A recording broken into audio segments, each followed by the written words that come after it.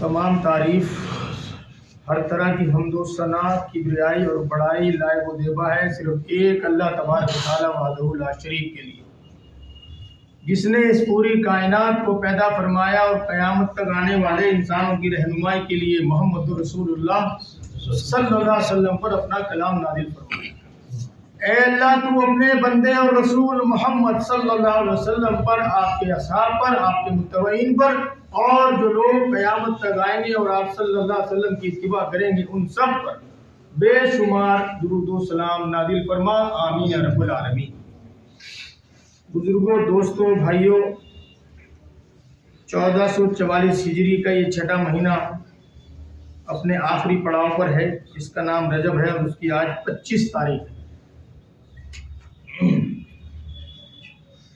آج کے خطبہ جمعہ میں ایک شوہر اور ان کی بیگم یعنی میاں بیوی کی جو ڈسکشن ہے، جو بات چیت ہے، اس پر بات ہوگی انشاءاللہ۔ ان کی بات چیت میں ہمیں ایک سبق ہے، اور یہاں پر میں یہ بھی بتا دوں کہ مومن کی بہت ساری صفات ہیں، اس میں سے ایک صفت یہ بھی ہے کہ وہ کسی بھی معاملے میں کچھ بھی ہو، اس میں سے اپنے لیے کوئی بھی نصیحت، کوئی انڈیکیشن، کوئی ایسی بات وہ حاصل کر لیتا ہے جو اس کے فائدے مند ہوتی ہے اس کے لیے۔ مثال کے طور پر ابھی اگر ہم ترکی کی بات کریں تو سب لوگ جانتے ہیں، سوشل میڈیا کا زمانہ ہے، کہ 40 سے 45 سیکنڈ میں کیا ہو گیا، صرف 40 سے 45 سیکنڈ میں سب کچھ تہس نہس ہو گیا۔ جو گھر والے تھے وہ بے گھر ہو گئے، جو صورتحال ہے وہ آپ کے سامنے ہے۔ اس میں بھی ہمارے لیے ایک سبق ہے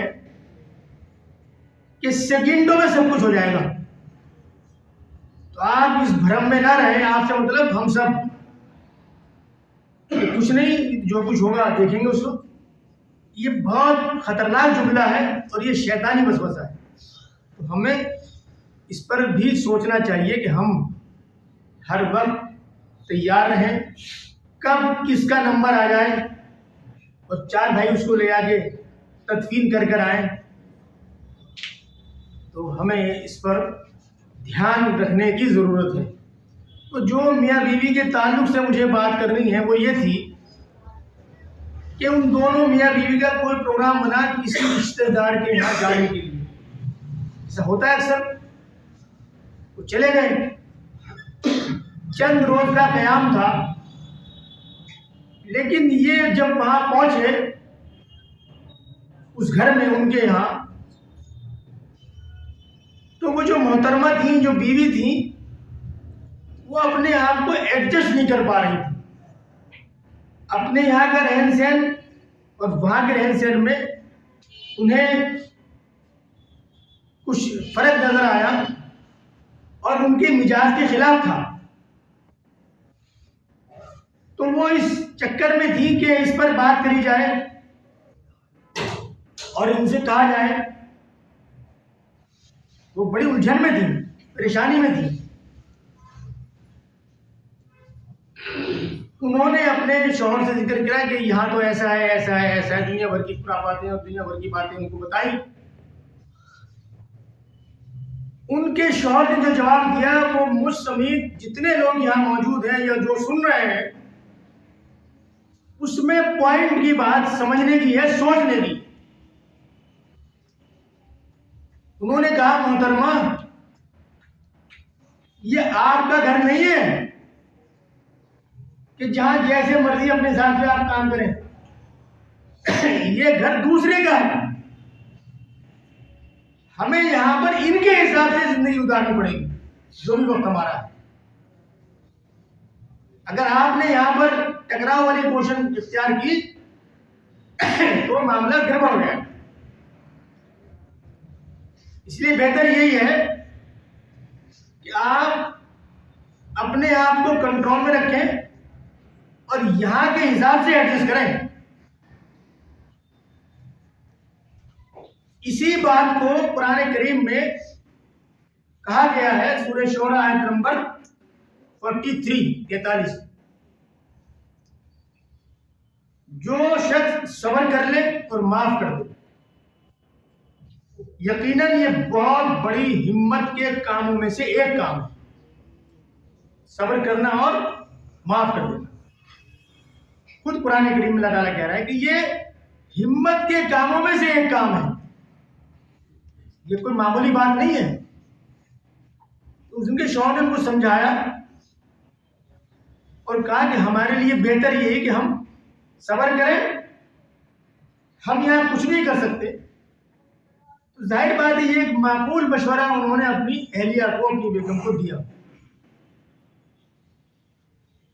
اب اس میں جو بات سمجھنے کی ہے وہ یہ ہے کہ ہم سب کے لیے اس میں پوائنٹ یہ ہے کہ یہ جو زندگی ہے, جو دنیا میں گزار رہے ہیں زندگی کو,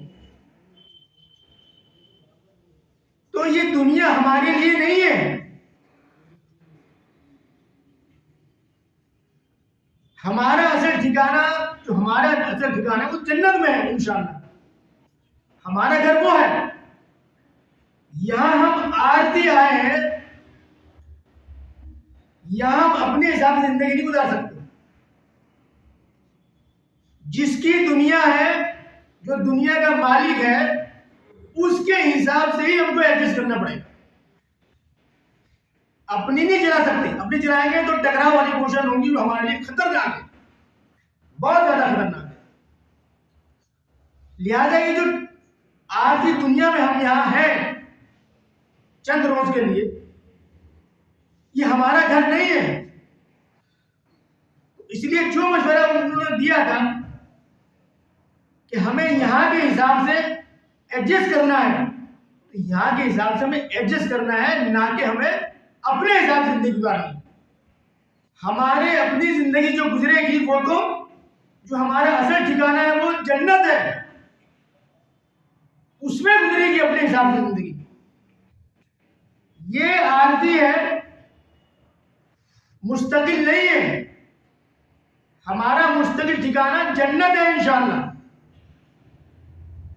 اس میں ہماری زندگی اپنے حساب سے گزرے گی جیسے ہم چاہیں گے.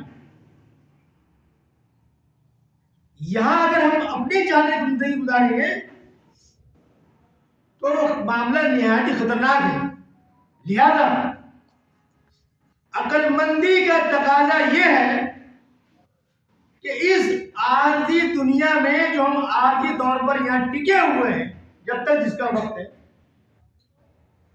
اس کو ایڈجسٹ کر کے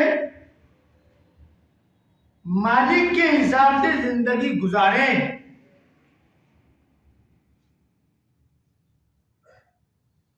تاکہ ہم اور اپنا وقت پورا کریں, تاکہ ہمارا جو اصلی ٹھکانہ جنت میں ہے انشاءاللہ, اس میں جا کے پھر ہم اپنی مرضی کے مطابق زندگی گزاریں. وہ ہمارا گھر ہوگا. یہ ہمارا گھر نہیں ہے.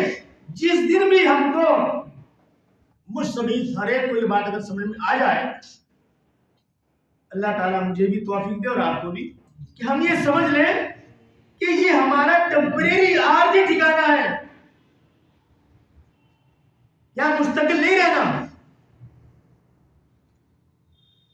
تو اس عارضی ٹھکانے پہ اتنا گھمنڈ کیوں, اس میں اتنی اٹریکشن کیوں؟ ہم اس کو اسی حساب سے گزاریں کہ ہمیں اپنا وقت پاس کرنا ہے اور یہاں سے چلے جانا ہے. اور پھر یہ جو زندگی ہے, جب اللہ تعالیٰ پوچھے گا تم کتنے دن دنیا میں رہے, جو جواب آیا ہے نا, جواب ہے وہ یہ ہے, انسان کہے گا ایک دن یا اس سے پوچھ دیا تھا. یہ ہم سب جواب یہ دیں گے اور یہ پہلے بتا دیا گیا. کتنی زبردست بات ہے. جو امتحان ہے اس کے پرچے جو سوال آئیں گے سب پہلے بتا دیے گئے. یہ سوال آئے گا، اس کا جواب یہ سوال آئے گا، اس کا جواب یہ ہے۔ سارے پرچے جو سوالات ہیں سب آؤٹ کر دیے گئے۔ کاش ہم ان کو جان لیں اور سمجھ لیں۔ عقل مند ہوا ہے جو سمجھ لے کہ اس سوال کا جواب یہ ہے، تو اس کو سب یہی کہیں گے،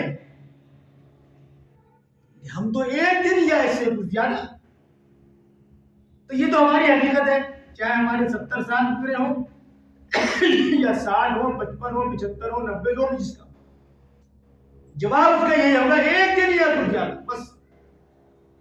یہ جو 1-1.5 دن کا مسئلہ ہے، اس کو ہم کسی طرح سے برداشت کر لیں، صبر کر لیں، اور صبر نے بتا دیا کہ یہ بڑے ہمت کے کاموں میں سے ایک کام ہے، اللہ تعالیٰ نے بتا دیا۔